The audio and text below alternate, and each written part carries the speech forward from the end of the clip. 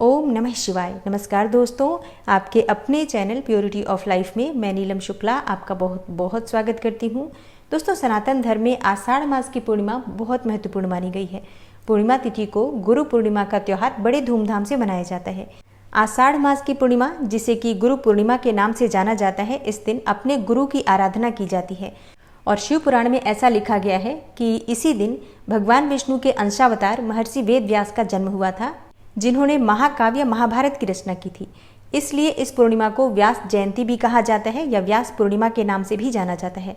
तो दोस्तों, आज की वीडियो में आप जानेंगे कि गुरु पूर्णिमा साल 2023 में कब मनाई जाएगी, पूर्णिमा तिथि कब प्रारंभ हो रही है, कब समाप्त हो रही है, अगर आप पूर्णिमा का व्रत धारण करते हैं तो व्रत आपको कब धारण करना है, और गुरु पूर्णिमा की पूजा विधि क्या है, स्नान दान और दीप दान की पूर्णिमा कब होगी, शुभ मुहूर्त क्या है पूर्णिमा तिथि का, ये संपूर्ण जानकारी आपको आज की वीडियो में मैं शेयर करने वाली हूँ। इसलिए आज की वीडियो बहुत महत्वपूर्ण है, पूरा ज़रूर देखिए और अच्छी लगे वीडियो तो लाइक भी ज़रूर कीजिए, शेयर भी ज़रूर कीजिए फैमिली फ्रेंड्स के साथ। और चैनल पर पहली बार आए हैं, अगर अभी तक आपने चैनल को सब्सक्राइब नहीं किया है तो आज की वीडियो अगर आपको अच्छी लगे तो चैनल को सब्सक्राइब करके बेल आइकन को ज़रूर प्रेस कर लीजिए। इससे ये होगा कि इस चैनल पर जो भी नई वीडियो अपलोड होंगी उनकी नोटिफिकेशन आपको सही समय पर प्राप्त होगी। दोस्तों, बात करें पूर्णिमा तिथि के शुभ मुहूर्त के बारे में तो पूर्णिमा तिथि प्रारंभ हो जाएगी 2 जुलाई को रात्रि में 8:21 पर और समाप्त होगी 3 जुलाई को शाम को 5:08 पर। तो ऐसे में सूर्योदय कालीन तिथि के अनुसार 3 जुलाई को यानी कि सोमवार के दिन आषाढ़ मास की पूर्णिमा यानी कि गुरु पूर्णिमा मनाई जाएगी। तो जो भक्त पूर्णिमा तिथि का व्रत धारण करते हैं, भगवान सत्यनारायण का व्रत धारण करते हैं, 3 जुलाई को यानी कि सोमवार के दिन व्रत धारण करेंगे। स्नान दान और दीप दान की पूर्णिमा भी इसी दिन होगी, मतलब एक ही दिन की पूर्णिमा है 3 जुलाई 2023 को। इसी दिन स्नान दान दीप दान व्रत इत्यादि समस्त कार्य किए जाएंगे और गुरु का पूजन किया जाएगा। गुरु पूर्णिमा के दिन प्रातःकाल जल्दी उठना चाहिए, ब्रह्म मुहूर्त में उठ जाइए, घर के नित्य कार्यों से निवृत्त होकर स्नान कर लीजिए, साफ स्वच्छ वस्त्र धारण कर लीजिए। उसके बाद भगवान सूर्यदेव को जल अर्पित कीजिए। एक तांबे के पात्र में थोड़ा सा गंगा जल, शुद्ध जल से उस पात्र को भर दीजिए।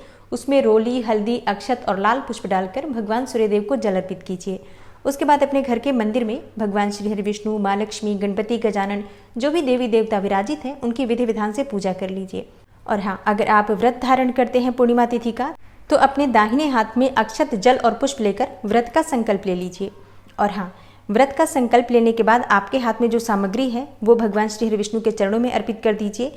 इसके बाद विधि विधान से भगवान श्री हरि विष्णु की पूजा आराधना कीजिए। लाल पुष्प माँ लक्ष्मी को अर्पित कीजिए, पीले पुष्प भगवान श्री हरि विष्णु को अर्पित कीजिए।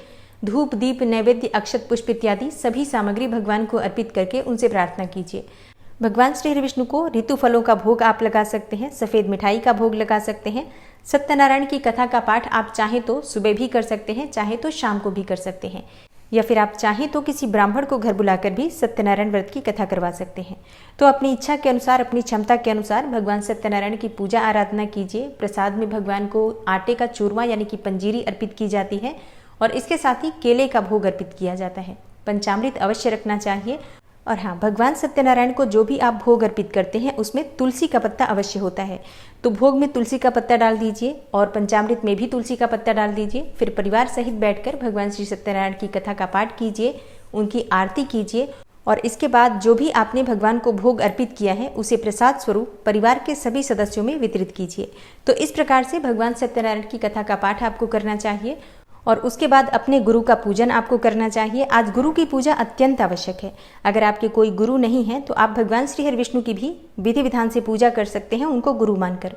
और फिर अगर आप व्रत धारण करते हैं तो दिन भर आपको व्रत रहना है, फलाहार के द्वारा आप व्रत धारण कर सकते हैं और शाम को जब चंद्रमा उदित होते हैं तो उनके दर्शन करके आप अपना व्रत खोल सकते हैं। तो 3 जुलाई को आपको व्रत धारण करना है पूर्णिमा तिथि का और चंद्रमा के उदित होने का समय होगा शाम को 7:31 पर। तो व्रत धारण करते हैं या नहीं करते हैं, चंद्रमा को अर्घ्य आप दे सकते हैं। चंद्रमा को अर्घ्य देने के लिए आपको एक पात्र में थोड़ा सा कच्चा दूध लेना है, गंगा जल लेना है, फिर जल से उस पात्र को भर लीजिए। उसमें थोड़ा सा अक्षत, थोड़ी सी मिश्री डालकर भगवान चंद्रदेव को अर्घ्य दीजिए। आप चाहें तो सफ़ेद या फिर पीले पुष्प भी डाल सकते हैं उसी जल के पात्र में। चंद्रमा को अर्घ्य देने का मंत्र होता है ओम सोम सोमाय नमः या ओम चंद्रमसे नमः। इन दोनों में से किसी भी मंत्र के द्वारा आप भगवान चंद्रदेव को अर्घ्य दे सकते हैं। इसके बाद आप चाहें तो अपना व्रत खोल सकते हैं मीठा भोजन करके। तो दोस्तों ये है आज की वीडियो, उम्मीद करती हूँ आपके लिए उपयोगी होगी। मिलती हूँ मैं आपसे अगली वीडियो में, तब तक के लिए नमस्कार।